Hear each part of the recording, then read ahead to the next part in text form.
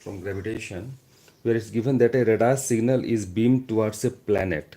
Okay, so let's say towards a planet from Earth. Okay, so let's say if this is Earth, from where we are radiating.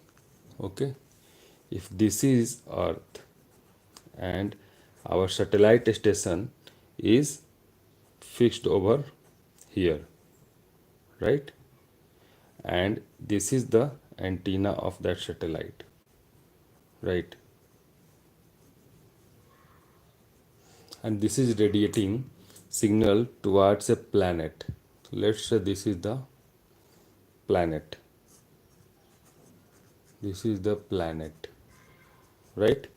So you can see the signal.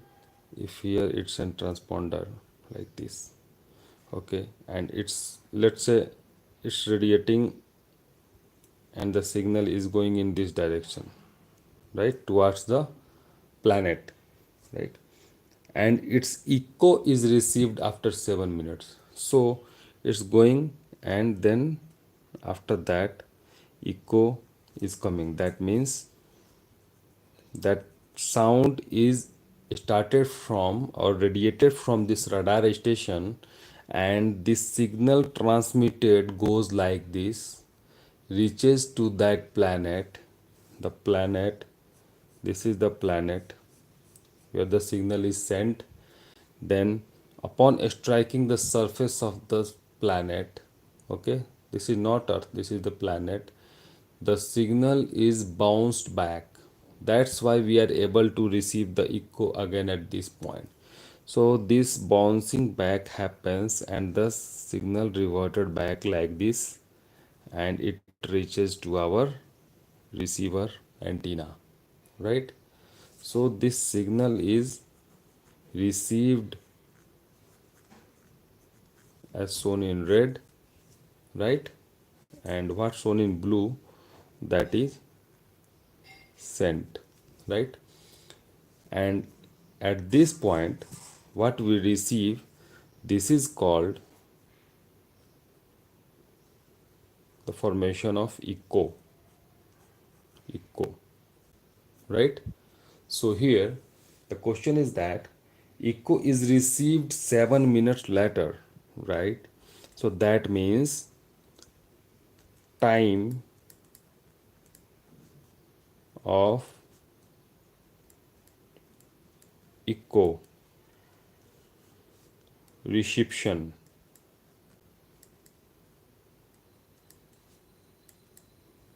is equal to, tell me, it's 7 minutes, right?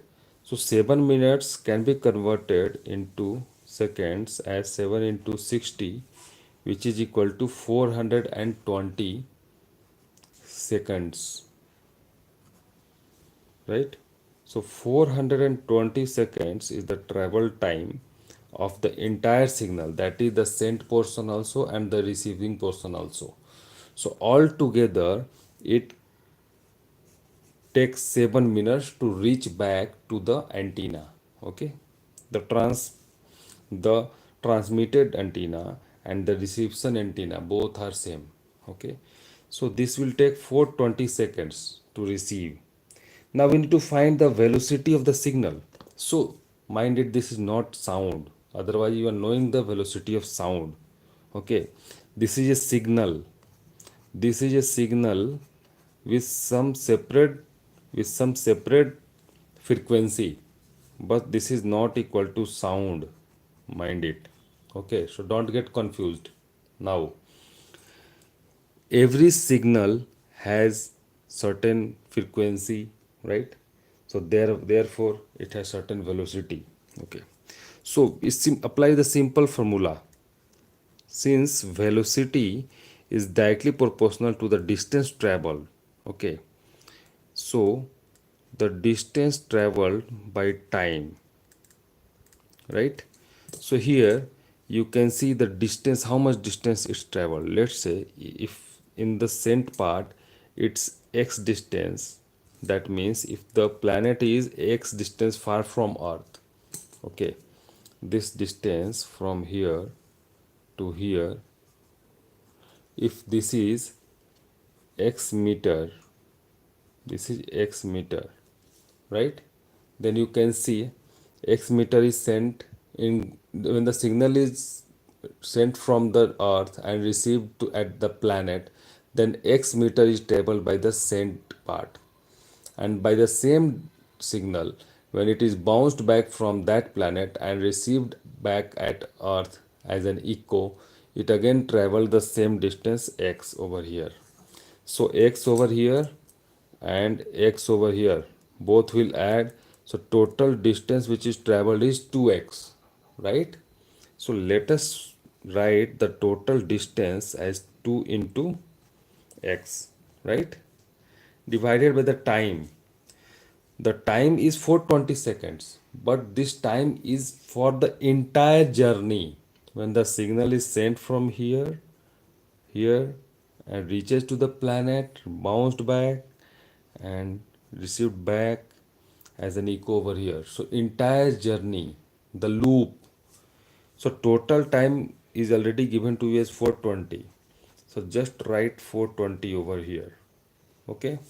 Another data as given to you into the question is that the distance between planet and the earth, that means the value of this x is given to you at 6.3 into 10 to the power 10 meter. So x is given to you as 6.3 into 10 power 10 meter, right? If this distance is given to you, that is distance between earth and this planet, then you just put up this value 2 into x. What is the value of x? 6.3 into 10 power 10 meter divided by 420. So this value will give, and the unit of 420 is seconds. So meter per second is the unit of velocity. So this value is the velocity of the signal, the signal the signal which is transmitted and again received back, right? So in this way we have solved this question, students. If you find it useful, you can just like and subscribe. Thank you so much. Because this was the question, we require to calculate the velocity of the signal, and the velocity of the signal is calculated now, right? And this is a very simple calculation going forward. If you want me to do it, let me from 242, first of all, from 0, this 0 will be deducting this 10 9 times, only 9, 10 power 9 will be left into the numerator, and 2 will dividing this 42, so 21, right? And 21 will divide this 63 into 0.6.3 at 0.3. So this will give you 3 into 10 power 8 meter per second. That is, this is not nothing but the velocity of signal is calculated as 3 into 10 to the power 8 meter per second. That is the velocity of light, right? That is the velocity of light. So this will give you 0.3 into 10 power 9. This will give you 0.3 into 10 power 9, right? And this is basically 3 into 10 power 8 meter per second. So in this way we have calculated the velocity of the signal which is transmitted, right? Now I think you find it useful. I hope you find it useful. If you find it useful, you just like and subscribe. Thank you so much for watching. Take care. Bye bye.